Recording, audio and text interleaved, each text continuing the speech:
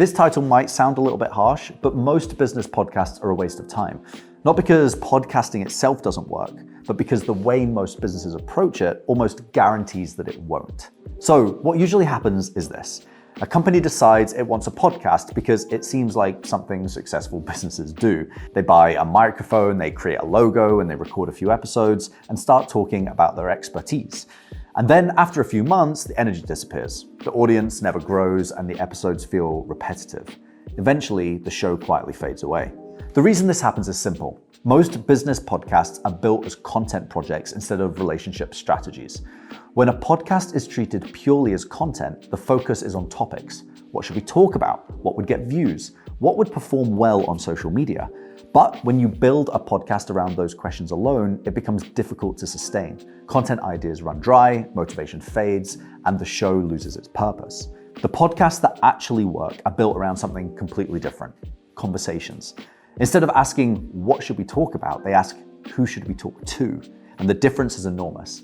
When your guest list is intentional, every episode becomes an opportunity to build a relationship with someone interesting, credible, or influential in your ecosystem. Suddenly, the podcast has purpose beyond content. The episode is valuable even if the audience is small because the conversation itself has value. Another reason many business podcasts fail is because expectations are unrealistic. People expect audience growth immediately. They expect downloads to spike, they expect instant commercial returns. But B2B podcasts don't behave like entertainment podcasts. They grow slower because their impact is often deeper. One meaningful conversation with the right person can be worth far more than thousands of anonymous listeners. But if you measure success purely through downloads, you'll never see that value. Production quality is another common problem. Some businesses treat the podcast as an afterthought. Poor audio, inconsistent publishing, rushed interviews. All of these signals reduce credibility, and in B2B, perception matters. A poorly produced show subtly damages the authority it's supposed to build. And the final mistake is a lack of commitment. Many podcasts stop before the compound effect has time to appear.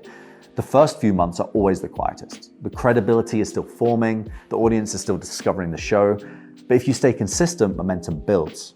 So, are most business podcasts a waste of time? Well, in most cases, yes, because they're built without strategy. But when they're built properly, with intentional guests, clear positioning, consistent production, and long-term thinking, they can become incredibly powerful. The difference isn't podcasting itself, it's the structure behind it. If you are thinking about starting a podcast yourself and want to make sure it's built in a way that actually delivers value, there's a link below where you can get in touch to find out a little bit more about how we can help businesses. We can talk through your goals and whether podcasting would genuinely work for your business.